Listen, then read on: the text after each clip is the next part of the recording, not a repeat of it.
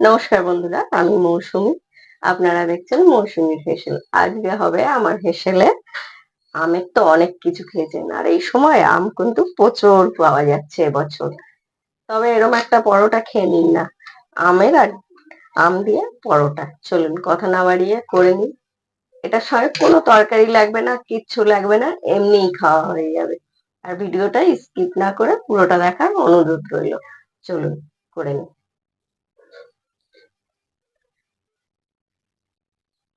লাগবে আমাদের একটা আম, বেশি করলে দুটো নেবেন। আমটা আমি ছাড়িয়ে নিয়েছি, আমটা বড় সাইজের। আপনারা কেটে মিক্সিতেও গ্রেট করে নিতে পারেন, আমি এইটাই করে নিচ্ছি।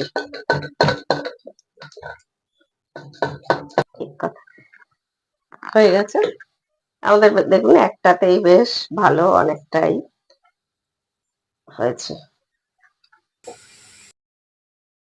নিয়ে নেবো ময়দা, আটা দিয়েও করতে পারেন, আটা ময়দা মিশিয়েও করতে পারেন। আমি শুধু ময়দা দিয়ে করছি। এই 300 মতো ময়দা নিচ্ছি। দিয়ে দেবো নুন,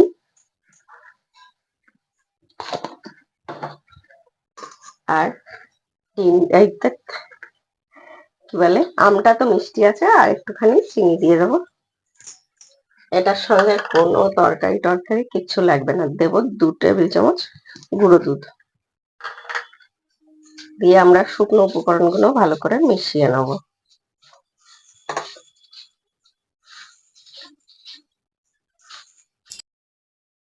দিয়ে দেবো এই যে অল্প একটু বেকিং পাউডার, বেকিং সোডা নয়, পাউডার দিয়েছি কিন্তু আমি। এই 1 টেবিল চামচ মতো।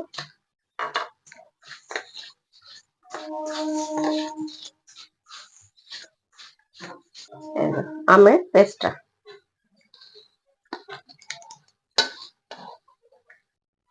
আর সঙ্গে নিয়েছি একটা ডিম। ডিমটা আপনারা স্কিপ করেও যেতে পারেন, নাও দিতে পারেন, যে যারা ভাববেন ডিম দেবো না। ডিমটা আমরা ফাটিয়ে নিয়েছি, নিয়ে একটুখানি ঘেটে দিয়ে দেবো। ডিমটা দিলে টেস্টটা একটু ভালো হয়। আমরা কিন্তু কোনো জল দেবো না, এতেই মাখা হয়ে যাবে। এখন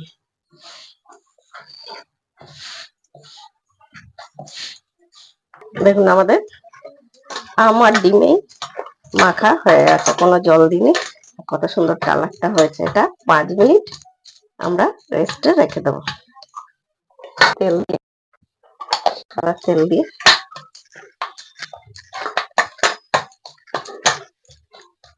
ঢাকা দিয়ে রেখে দেবো।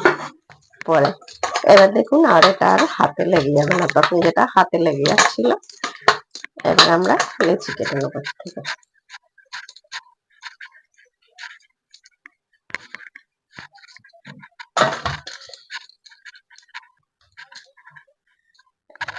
আমাদের লেচিগুলো সব কাটা হয়ে গেছে। আর গোল করে দেখিনি, গোল গোল গোল গোল রসগোল্লা। গোল গোল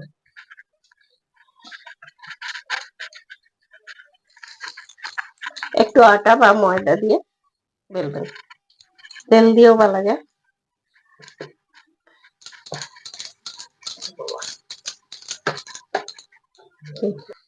ভাঁজ করে বলতে পারে।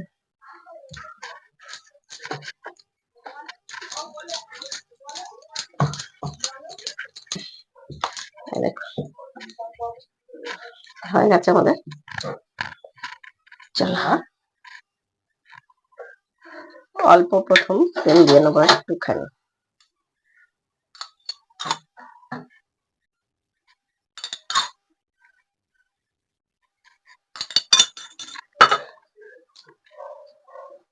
কত কি করি, এই পরোটাটা ভীষণ ভালো লাগে। পরোটা করছি কি আম দিয়ে, অনেক সুন্দর লাগে খেতে। আমরা দিয়ে দিয়েছি চাটুতে, আর এদিকে ঢেলে নেবো। বেলতে বেলতে এটা গরম গরম বেশ ভালো লাগে। করবো এটাই, আমি তেল দিয়ে করছি, আপনারা ঘি মাখন সবকিছু দিয়েই করতে পারেন এরকম ভাবে। কত সুন্দর ফুলে উঠছে আমাদের, কত সহজে হয়ে গেল। পরেরটার আগে দিয়ে তেল দিলাম না, কারণ ওটা ফার্স্ট বলে চাটুটা আগে দিয়ে তেল দিয়ে নিয়েছিলাম। এবার এটা সেকে একটু তারপরে তেল নেবো, তাই না? কালকে এত বৃষ্টি হয়েছে রাত্রিবেলা, কি বলবো, প্রচন্ড বৃষ্টি, বিদ্যুৎ চমকানো, কিন্তু তাও গরম যায়নি। এত গরম, কি বলবো, আর অস্বস্তি, গরমটা অস্বস্তি। যাই হোক, এরকম। এখন এবছর তো আম প্রচুর হয়েছে, আম যেমন প্রচুর হয়েছে, আম নিয়ে গন্ডগোল প্রচুর হচ্ছে। এত হচ্ছে, কি বলবো, চারিদিকে খবর দেখলে আম পাড়া নিয়ে এত কিছু।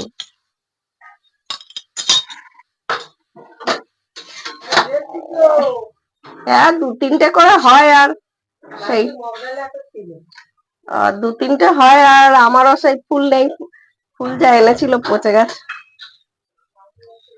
হ্যাঁ, আপনাদের সঙ্গে কথা বলতে দেখুন আমার কিন্তু সব কটা ভাজা হয়ে গেছে।